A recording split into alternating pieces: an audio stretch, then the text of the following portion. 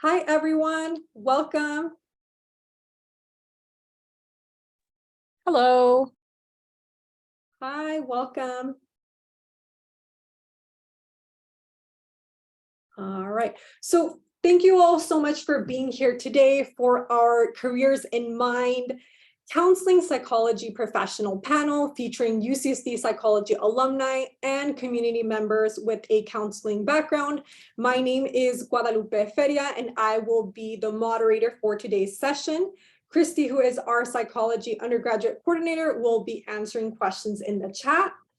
This year's Careers in Mind theme is constructing your career with intention. Career development is a transformative process that each person undergoes differently based through their own experiences, goals, and values. Through this year's Careers in Mind, we encourage students to evaluate their career plan and career choices with intention and focus on their values and formed identities. At this moment, I'd also like to highlight our campus partners, which include the UCSD Alumni Association, the Career Center, and our panelists. So before we proceed, please note that this session will be recorded. So if you are on camera, please be mindful of your screen, and also please remain muted until the Q&A session. We also want to recognize and honor the native land we are on at UC San Diego by reciting this land acknowledgement. The UC San Diego community holds great respect for the land and the original people of the area where our campus is located. The university was built on the unceded territory of the Kumeyaay Nation. Today, the Kumeyaay people continue to maintain their political sovereignty and cultural traditions as vital members of the San Diego community. We acknowledge their tremendous contributions to our region and thank them for their stewardship. Finally, please take a moment to complete the Careers in Mind May 2023 CCR credit sign-in sheet. Only fill this out if you are using today's session to complete the Careers in Mind, the CCR requirement. If the CCR does not ring a bell for you and you are just here to attend today's session, you do not have to fill it out. And then Christy will put the link in the chat shortly. All right, so I'm going to stop sharing my screen because at this moment, I am going to start today's panel discussion. So I'm going to start off by having each of the panelist members introduce themselves. If you can also provide your current title, a brief description of what you currently do, and your pronouns. Rachel, if you can go ahead and kick us off, that would be great.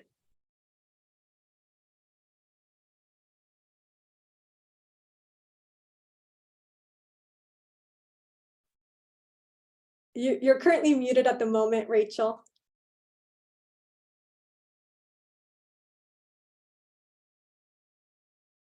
Okay.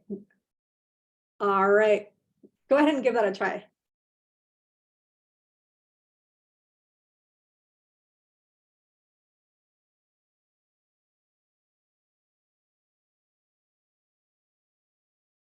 We may be having some technical issues. Hannah, do you mind starting us off? Let me know if you can unmute yourself. No? Okay. All right. Let me know if that works now. Wonderful. Yep. Okay. Yeah, it looked like you did have to unmute us each. So my name is Hannah Wishnick. I'm a clinical social worker at UCSD outpatient psychiatry, and I work in the senior behavioral health clinic. My pronouns are she, her.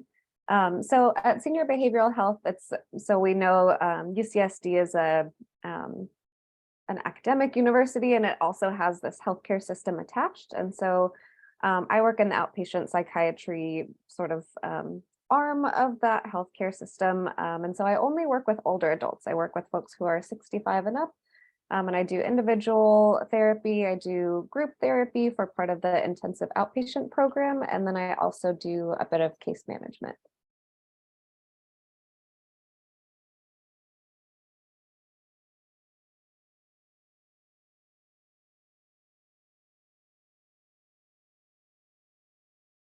let me know if you are able to unmute yourself. Wonderful. Okay, can you hear me? Yes, we can. All right. Hi, everyone. My name is Rachel Chan. My pronouns are her. I am currently a high school counselor, and I work with students 9th through 12th grade, just supporting them in their high school journey, covering a whole wide of different types of counseling, including academic counseling, college and career counseling, and mental health counseling, and just making sure that they're most successful in both their academics and their personal lives. Thank you, Rachel. Jojo, go ahead and feel free to unmute yourself and also introduce yourself. Hi, can you all hear me? Perfect. Hi, everyone. My name is Jojo Lee. I am currently working at UCSD CAPS. I am the Trident Core clinician here. I apologize, my background was moving earlier, and I'm on campus, and I just respond to another mental health crisis on campus. So I am here as one of the UCSD on-campus newest Trident Core program. We are here specifically serve the UCSD student populations, responding to any kind of like mental health related crisis or any particular resources that UCSD student needed. Then we are here to provide care to them. And I am a licensed professional clinical counselor. Thank you. Thank you so much. So the first question for the panelists is, can you tell us in a few sentences about what drew you to your current career? And I'm going to put this question in the chat as well for you all to see.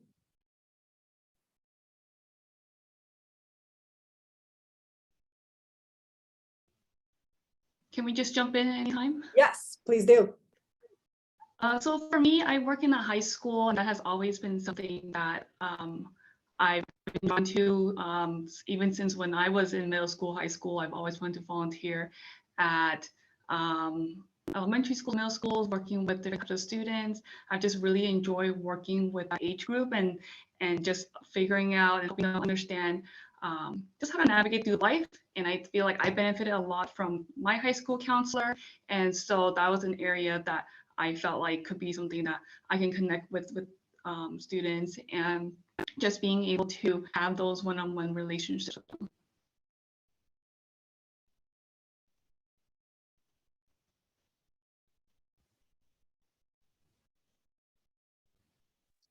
I guess I can jump it next. So I jokingly always tell people that the reason why I want to be a counselor because I'm a nosy person and I like to get into others' business. So if people can pay me for me to be nosy, I would love to do so.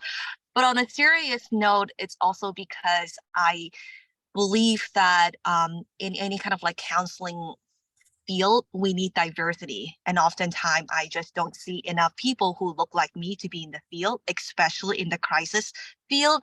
And for that particular reason, I am very passionate about being in the field, meeting someone where they're at so that I don't have to wait until them to come over to an office to get the help. I can be there and bridge the gap and provide the help that they need.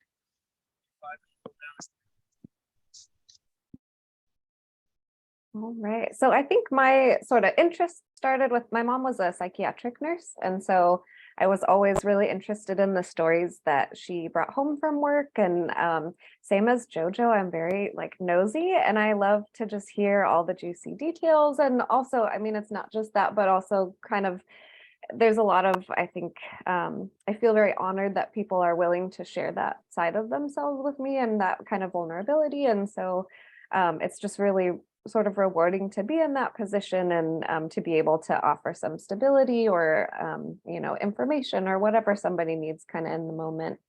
And I also, since I work only with older adults, I think I had a really good relationship with my grandma. And so I kind of used that to sort of guide my career path and just having that sort of curiosity about like, well, what is her life like and what does it mean to be that old? And being curious with her kind of opened that pathway for my career to take that road also. Thank you. The next question for the panelists is, what is your favorite part of your career and what is your least favorite part? Feel free to jump in at any time.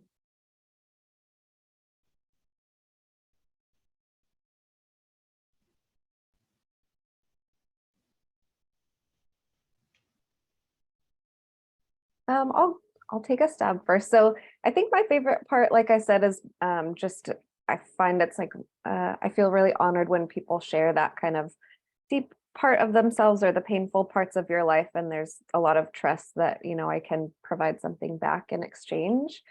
So I really like that. I like that I get to work with not just the patient, but their entire family, because I'm working with older adults. It's a lot of working with adult children or grandchildren, or maybe they live in a facility. And so I'm really connected with somebody's kind of whole community, which is sort of the social work approach to sort of look at all of the systems in which somebody exists and sort of take all of that into account when you're helping somebody. I think my least favorite part is just sort of the bureaucracy that's involved. It's really hard to see patients who what they need because they've told you what would be most helpful.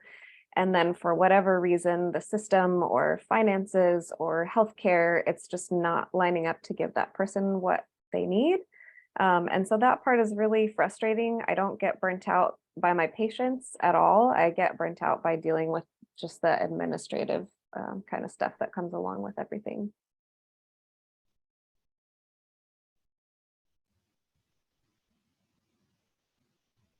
My favorite part of the job is definitely, I think, working in a school. I mean, you guys are also all working at a school, but like in high school, there's just so much excitement, and to be able to see students in the classroom, and then you see them like at their activities and going to like their games and their or competitions or performances, and you get to really see the student in all their different aspects. And I love that I get to work with them consistently for 4 years. And you see the growth from them being really young, ninth grade, 14-year-old teenagers to by the time they're seniors, and they're really comfortable with you, and they come in and tell you different things like what they're doing for prom, to the trips they're going on, or just also like struggles of being a high school student, of being a senior, and the progression of that relationship, I really do enjoy. And I think that's the reason why I really wanted to work in a place where I could have that like long-term relationship. Is not just I have 1 grade a year and it changes, or with clients where I may not have the opportunity to develop as strong of a relationship. I think it's definitely the students that make the job the most exciting. And then on the flip side, I would say the parents are the part that make the job the most complicated, especially when they have different opinions and views as their student, or imposing pressures and expectations and things like that. And similar to Hannah, just like there's only so much I could do within the school system that are restricted to policies, or we have to do things in a certain way, and not being able to fully support the students. So that's always challenging. But overall, being able to see students every single day, and just hearing their funny stories and sometimes their drama, definitely keeps me excited and looking forward to each day.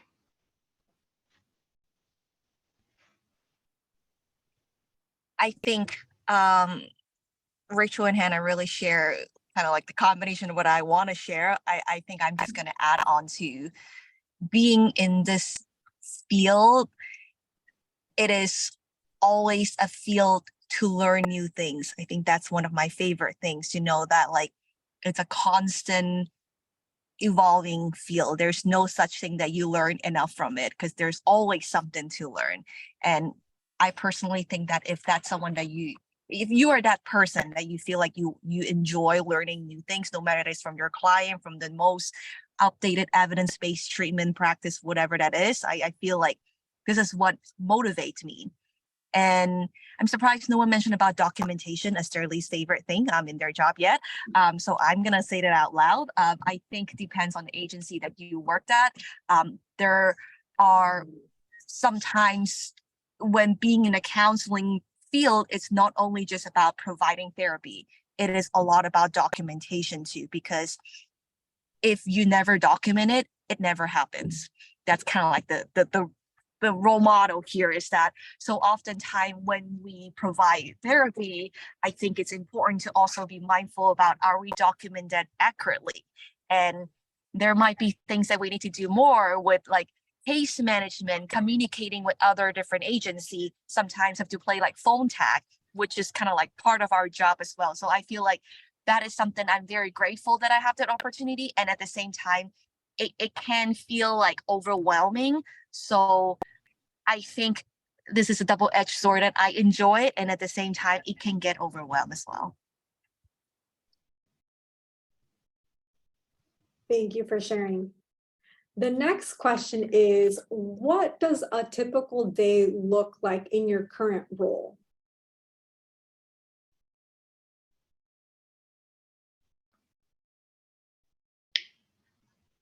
When we're in grad school and training to be school counselors, we would do internships and whatnot. And between the professors and between my supervisors, they will always say like, there's never a typical day. And I'm sure that is for all the counselors here.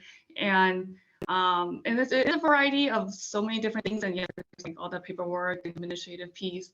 But what I do enjoy about school counseling is that I get to meet one-on-one with students. I get to do group lessons with students, and I also get to go into a classroom, like visit an English classroom and do a lesson with everybody. And I think that variety and being able for the counselors and the whole department to decide how to approach that gives us a lot of not just the same old every single day. Like some lessons are easier to do in a group and you get that student engagement and discussion versus others. It's just some topics with students, it's easier when they're one-on-one with you and they need that private counseling session.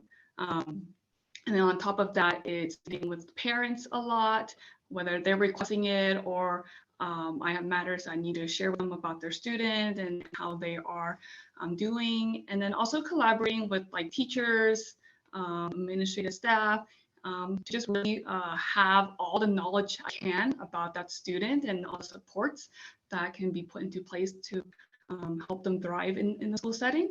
And so it's a little bit of variety. One thing I do appreciate, despite how unpredictable it is that I do work in school year. And so you know what happens every September, you know what happens every January. And so a little bit of that helps my own sanity and okay, like as much as it's unpredictable, I still have an idea of what's going to be happening in this general time period.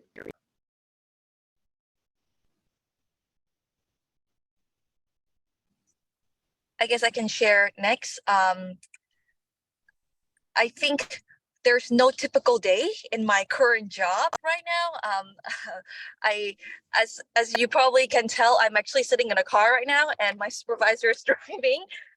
So our typical days being in this, my typical day being in this role is basically, I will be on campus and I'll be on call. So sometimes I'll be sitting in the office. That's my envision today, that I'll be in my office, in my computer, and set up everything that I don't, so that it will be more of a consistent environment. And unfortunately, and not fortunately or unfortunately, is that I'm here because that's kind of part of our role, is to be there whenever our student need us. So there will be days where I am in meetings, working with different campus partners.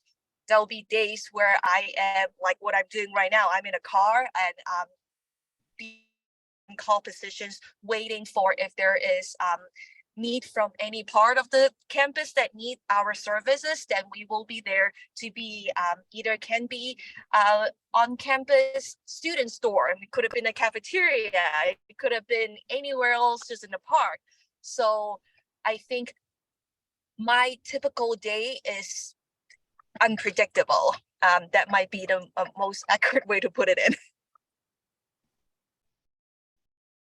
Talk about level of commitment. Thank you so much, Jojo, for being here today. Making it possible. Thank you. I'll echo that. I mean, what the other panelists said, I don't really have a typical day, but I am always, well, I'm mostly in the office. Sometimes I work from home. I broke my leg, so I'm working from home today. But let's see, because I wear sort of a lot of hats at my role, which I really enjoy. I think if I had one consistent task I was doing day in and day out, I would probably get pretty bored. So I like that there's quite a bit of variety. So when I do therapy, I mean, that's pretty straightforward. I do a lot of cognitive behavior therapy, some acceptance and commitment therapy, some kind of mindfulness work, kind of the usual suspects that you would expect. The intensive outpatient program is sort of like a bridge between outpatient therapy that you'd sort of think of as traditional psychotherapy, and then so it's sort of the middle zone between that and if somebody's hospitalized on the inpatient psych unit. So the intensive outpatient program is 4 days a week for about 4 hours. And so it's group therapy model where we teach a lot of CBT skills. So that looks like running groups with roughly the same participants every day and doing sort of like lesson planning because I'm sort of teaching them these psychoeducational skills. So it's a little bit of sort of a didactic format for part of my day, which I enjoy. It's a little different. And then the case management is different from that, where I'm working with folks who have financial instability, housing instability. They want help updating their like power of attorney documents because they're have a chronic illness or nearing the end of life. And so they want to make sure all their sort of documentation's in place. I work a lot with families who are affected by dementia. So kind of problem solving around getting respite care in the home or making sure the caregiver is well supported by caregiver counseling support groups, having some assistance. So it's kind of all over the place. And then there's the usual sort of meetings and planning, which I kind of enjoy that we get to be a part of that, or at least have a say in, some aspects of how things are run. So I appreciate being able to give input that way. I think that's pretty much it for a typical day. Thank you, Hannah.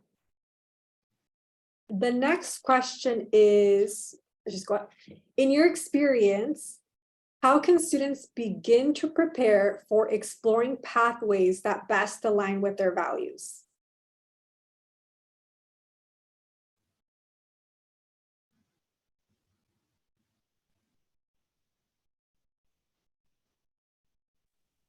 I guess I can start on this question. I oftentimes look back when I was a student at UCSD and what were something that I feel like I could have done differently. And I feel like one thing that I wish that I could have done differently is to redefine the work of direct contact. Because if people who wants to be no matter in the clinical field or counseling field, oftentimes there's this like expectation to be like, oh, I need to like have some sort of direct contact with patients or with whatever care in a community. I would redefine that, like direct contact can mean like, what does a human being need in order to maintain a mental wellness? It could have been, I can volunteer in a food bank. How does it look like to work with people who are in need? I can be volunteer or work in a place that is like basic needs services on campus, or social support, social services, financial aid, because all of the things that we're talking about as being a counselor is we're also looking at individual basic need. So if we are more familiar with these things, no matter which field that you decide to go in, a clinical field, counseling field, that is always a very valuable skills to have. It's like, oh, if someone's come to you like, hey, I want to know like how do I obtain food stamp? If you have that experience, you can be like, you know what, I know where to go look for it. How to apply for Medi-Cal, how to get insurance, like how to communicate and advocate for insurance. Like these are all things that is still considered as direct contact. I think that all the skills that you could that you can gain from it, it can be very valuable if counseling is something that you're considering as your future path.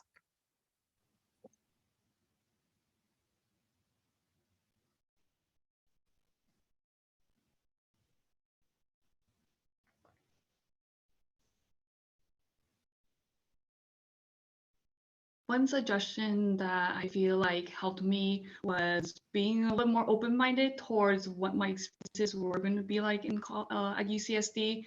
I entered as a freshman as a psychology major, and for a while I was like, okay, this is all I'm going to do. I'm just going to take all psychology classes and graduate. And I remember getting emails about joining the human development program. And at first I was like, oh, that's not really what I'm interested in.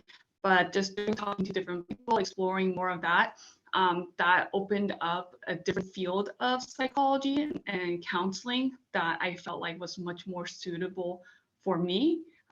Because when I entered a psychology major, all I could think of was like, okay, like I'm gonna become a psychologist. I'm gonna do traditional counseling because that's all I knew.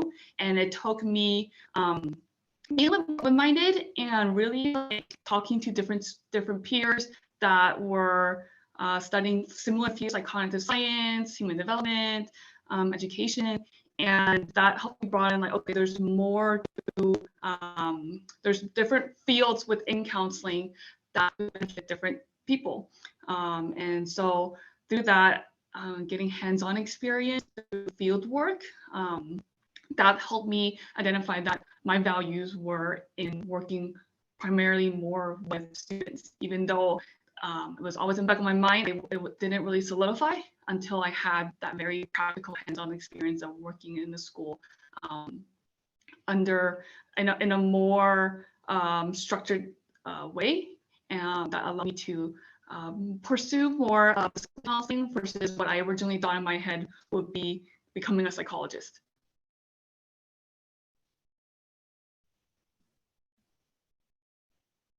Yeah, I agree with what the other folks have said so far, that it's certainly a matter of being open-minded, and you know, you might feel called in one direction or another, and I say kind of try out lots of different things, and you'll know when your actions and your work is aligned with your values. You'll know because you'll have that gut feeling that it feels comfortable and it feels right.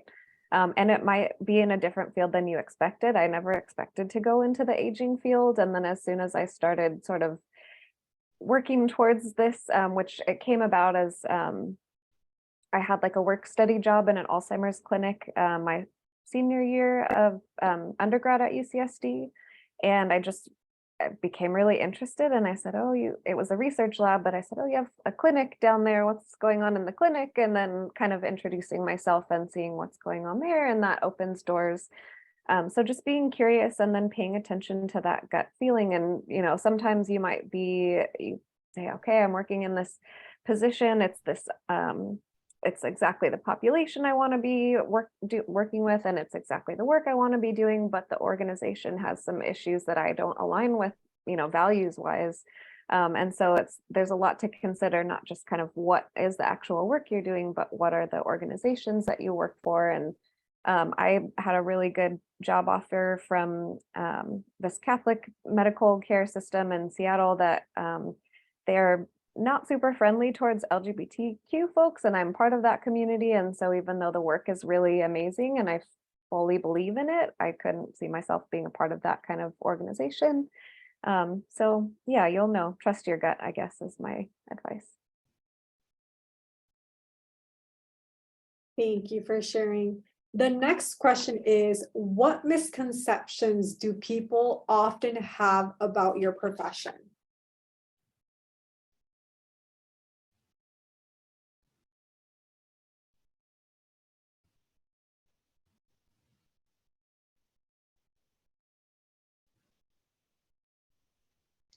So many. I think the most common one is most people have gone through high school and hopefully have had a school counselor in their school working at least.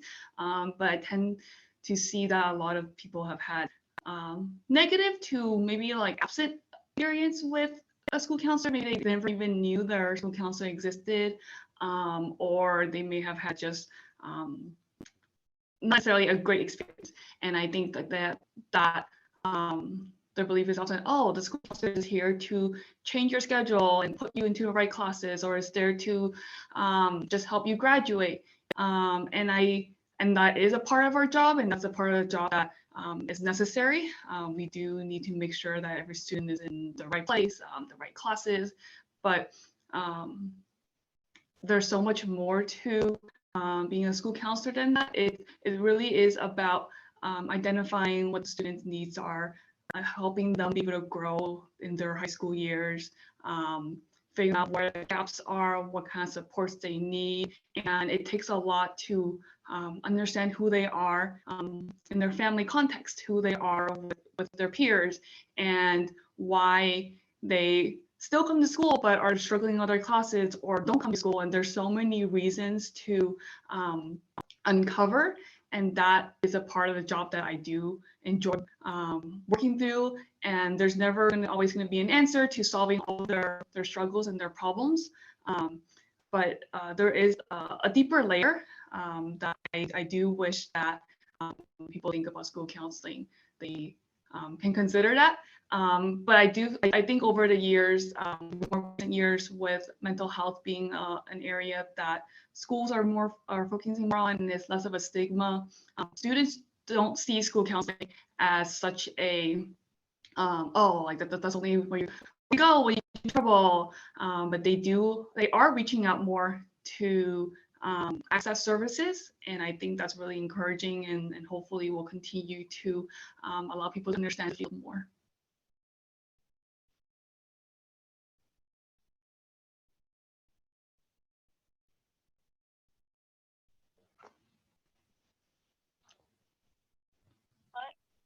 I can go next. I think, I don't know if Rachel or Hannah experienced this. Whenever the moment that you share your therapist or counselor, they immediately think that you read their mind, which we don't. We're not a brain scanner. We don't read everyone's mind. And at the same time, I think we in this helping field really take pride of what we're doing. So I feel like the misconception that oftentimes people will ask me is like, oh, how does your office look like? Because I think with, like social media, or maybe like back in the day with all these movies, thinking that there has to be a couch where someone like sit there, or it has to be like a typical where you work in an office and then the therapist just basically repeat what the client is saying. That's kind of like something I always get, or it's only for people who are severely ill to actually come seek help. So I think to understand our field is that just like all three of us here, we work in really different population. I don't work in a typical office. I go to people's door to talk to where they're at. Rachel works in a school. Hannah works in an intensive outpatient program. So I think to understand is that like even within the counseling field, there are different level of care, different setting that you want to go. It doesn't always have to be typical sitting in an office where you just like talk to someone. It can be many different level of care. And oftentimes people also will come and talk to me. It's like, hey, how do you manage when you keep hearing all these like sad or like intensive story? I think it's important to understand is that because there are different level of care, you can work in a hospital, you can work in a crisis level, you can also work in outpatient, in private practice, in school. So there are many, many different populations that you can get yourself into and just kind of explore if you like it or not. And then gradually you will learn how to set those boundaries to take care of yourself and also take care of your client.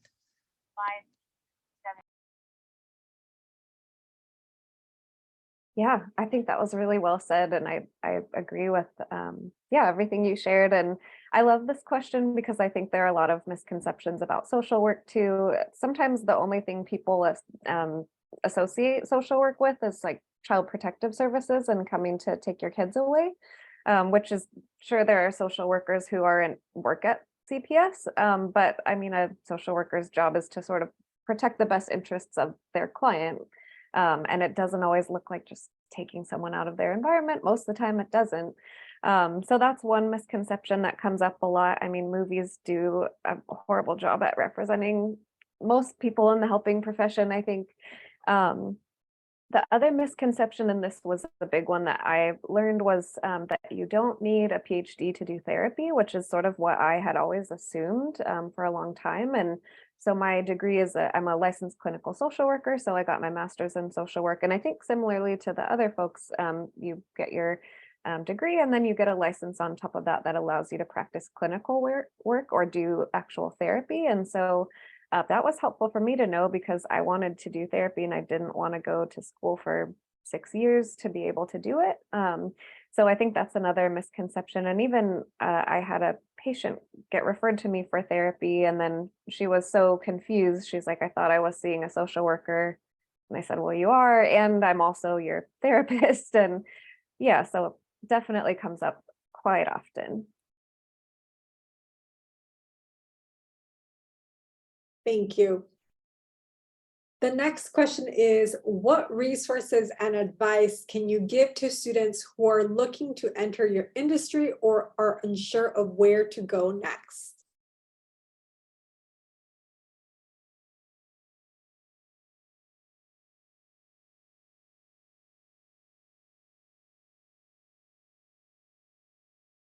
I'll go. I think there's two things. So one, it's sort of hard to get clinical experience if that's something you're interested in, because a lot of times they don't want to give you the experience unless you already have the experience. And so finding like volunteer opportunities or the research assistant opportunities, even if it's not exactly what you want to be doing, but it's sort of adjacent or somehow close, I think those are often great avenues. And then the other piece of advice that's been really helpful for my career is doing informational interviews. And so what that looks like is sort of contacting someone at an organization who you're either interested in working there or you're interested in the work they do or the degree they have or what have you.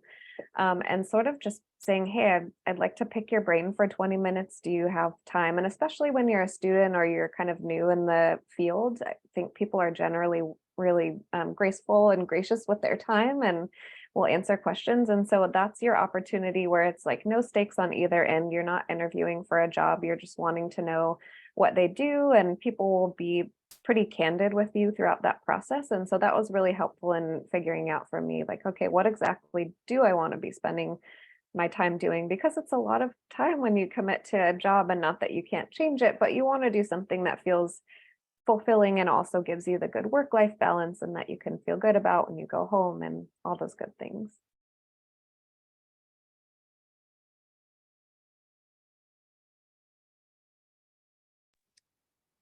I actually write it down before I forget because my brain tend to be like just scattered everywhere.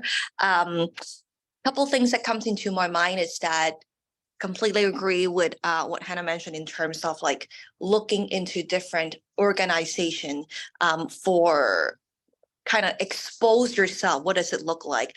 My first experience as being quote unquote a direct contact working with client was actually being a front desk in a medical office. Because I want you to know that like that is the first responder for the clinic, is you get to see everything. So that experience actually will give you a pretty good idea of what does it look like to work with individuals who are in distress, no matter what level of distress that they're struggling with. I also want to share that there are actually some job opportunity that does not require a graduate level. If you're just kind of getting an idea, what does it look like? One of them is ABA therapist, applied behavior analysis. That is another way that if you're interested in working with individuals who struggle under the spectrum, working with like young kids or even adult as well, like a lot of the organization actually will train you to be ABA certified, and then you don't need a graduate degree for that. You just need a bachelor degree to be in the ABA specialist to work in that particular populations. There's also something called peer specialists, meaning that these are positions where you kind of serve as like a little bit like a mentor, a little bit like a care coordinator, where if you personally is recovered from someone's struggle with mental illness, or you are the one that taking care of someone's struggle with a mental illness, you might be qualified to be a peer specialist that work with that particular population as well. So these are all things that technically doesn't really require you a graduate degree for it. And I really like the idea of like interviewing other people who are currently doing that job. And I think I've been through that process of like, what about all these different degrees? There's LCSW, there's LMFT, there's my degree LPCC, there's PsyD, there's PhD, everything. And the best way is just literally interview them. You can either go on LinkedIn, you can go to like UCAC alumni like network and kind of like figure out like, ooh, this person also kind of like graduate from UCSD and now they're doing these things. Can I actually talk to them, just pick their brain, like why did they choose to go through the PsyD route but not going through the PhD route? Why do this person want to be a clinical social worker versus being a licensed marriage and family therapist? Like, what are the differences right there? How can I make sure that I pick the right one? There's technically no right and wrong answer here. It is more about just figuring out which path that you eventually feel like fits best, that kind of relate to the previous questions about align to your own value, and also making sure that you also want to consider the financial cost as well, because being in a doctoral degree, most likely PsyD are self-funded versus PhD, they got a stipend to it. Each like LCSW, LMFT, LPCC, these are usually 2 years program with a also postgraduate hours that you need to earn in order to be licensed. So there's also this financial piece that you might want to consider if you are decided to be in this field and choosing which licensure that you would like to pursue. And that's all.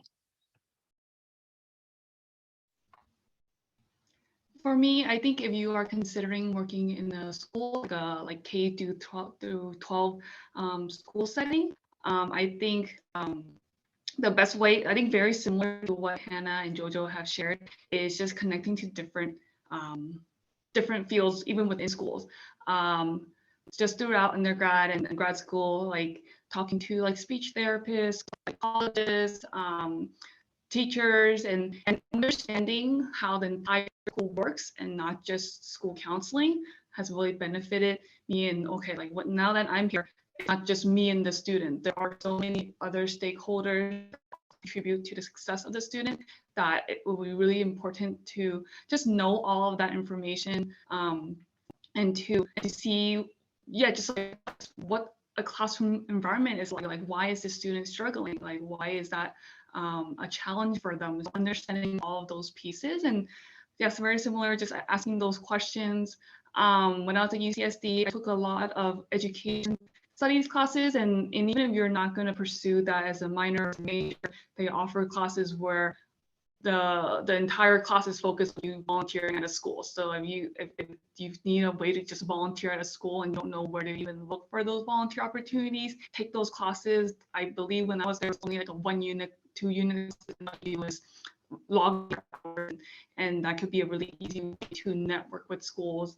And the more school staff members you know, they can offer you advice. And then when it comes to like recommendation letters for grad school programs, or even just like a couple of years later you graduate and need an interview, having that network already created is super beneficial. So and before I even started school counseling, I was learning school psychology, like working with more like special education students or speech therapy, right? And so there's also a lot of other helping professional fields within schools that's not just teaching, that support the students in other ways. So just reaching out to schools would definitely be something to suggest.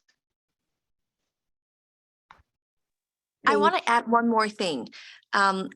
Another really great resources to look into is to check out all these like professional organizations according to their licensure. For example, LCSW, the social worker, has a California Social Worker Associations. Myself have a California LPCC. There's one for MFT.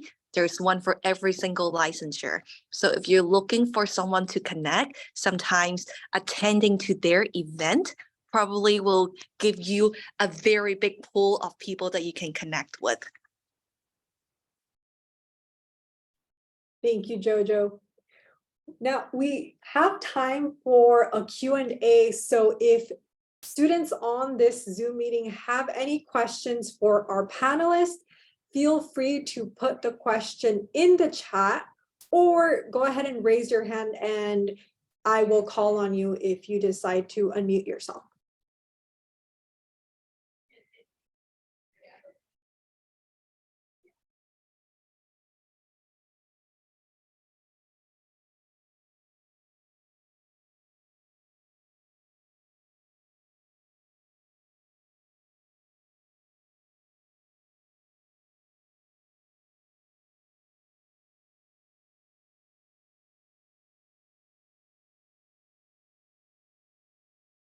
I'm not seeing any questions. So, okay. We do have one question in the chat. If you all can go over your jobs again and what the prerequisites are to obtain that job that you currently have. So that will include like graduate, your graduate degree, and then also any like previous positions that you held that helped you obtain your current role.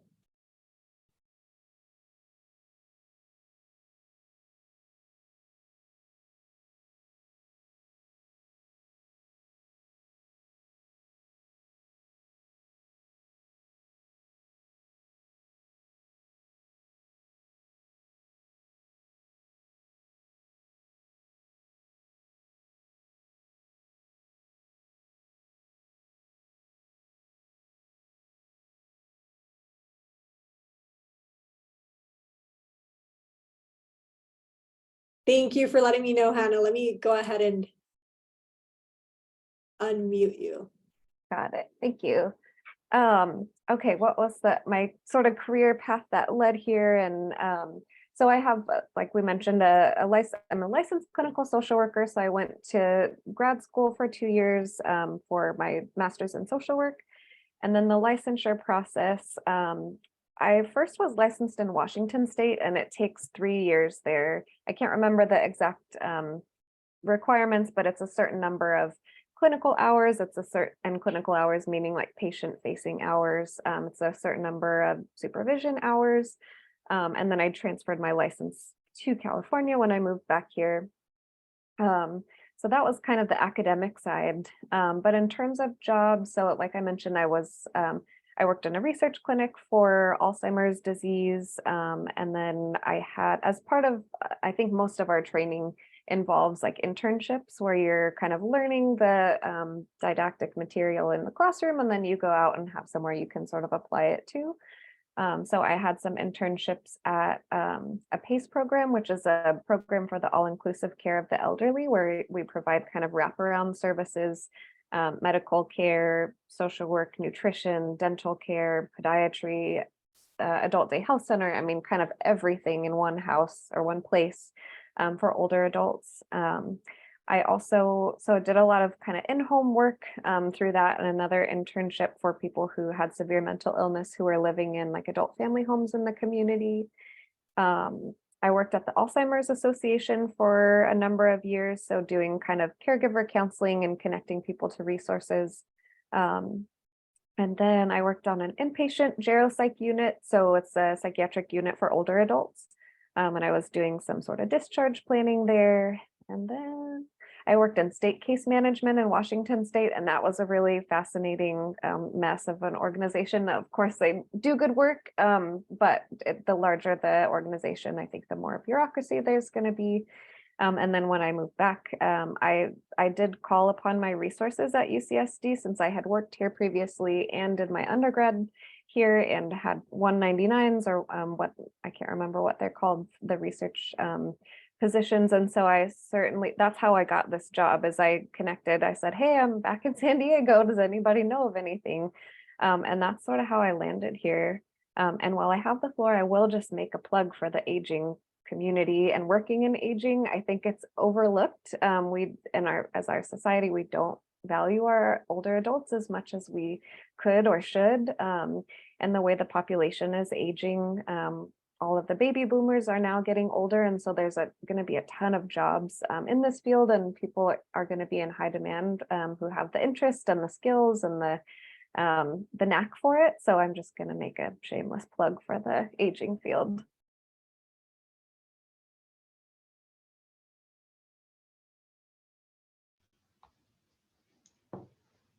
For me, like I previously mentioned, I just worked in very jobs within the school. Like I've done teaching, I've done tutoring, I just volunteered in the classroom. But for my path, it was pretty straightforward in terms of getting a master's in counseling, which also provided me with the professional clinical counseling, as well as a people services credential to be able to work in a K-12 setting. And so that's pretty much it, pretty straightforward. And then since then, I've always been working in a high school. I did do internships at a middle school as well, but the middle school population is a whole other challenge, and I much prefer working with high school students.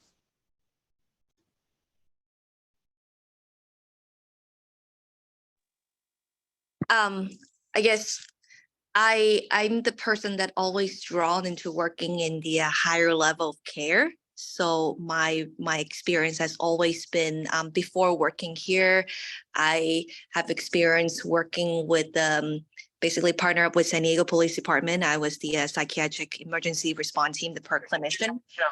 Sorry, the radio is on. Sorry.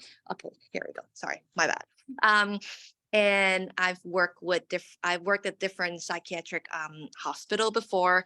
I think that how I lead to where I'm at, I really want to emphasize networking, because every single, maybe not every single job, like 80 to 90% of my job that I eventually landed, it's because of I know someone from my previous job, or it was because I know of someone throughout some sort of like networking event. So I highly recommend all of you, if this is something that you're interested in. The fortunate or unfortunate field, how you see it, is that the mental health field in San Diego is not as big as you think. We somewhat know someone who are working in something. So I bet Rachel, Hannah, and I would probably know of someone who might have a mutual friend here. So I really want to emphasize that if this is something that you're interested in, really rely on the alumni, relying on your current network, your professor, whoever that is, because my job, I gotta say, every single job, it was because either I was a practicum student and then I met with the supervisor, then recommend me to apply for this other job. Then I found another opportunity because my cohort at the time told me that there's this new position.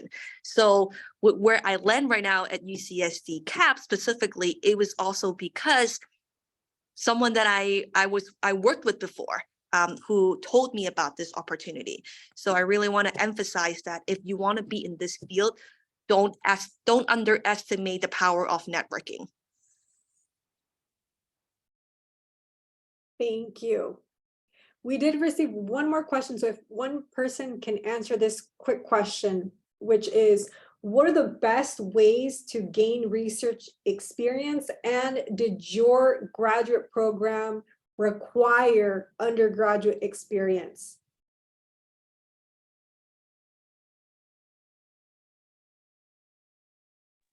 I can quickly share. Your professor is the one that's gonna give you all the research experience because they are the one that, like, to become a faculty. I do teach at University of San Diego, that to become a core faculties, you are required to have some sort of like a research published as well. So if you are interested in research, talk to your professor. Most master level master level program does not require any sort of like research unless you're interested in it, because again, a lot of the faculties in a university, they do have an expectations of some sort of publication. So regardless, undergrad or grad, if you are interested in research, there are numerous of opportunity for you to get involved. Thank you so much for sharing, Jojo. And I want to thank you all for attending today's session. We hope you found today's conversation with our panelists very helpful. We will continue to have panels throughout this week. So I'm going to go ahead and put the Careers in Mind sessions that we will be having this week in the chat.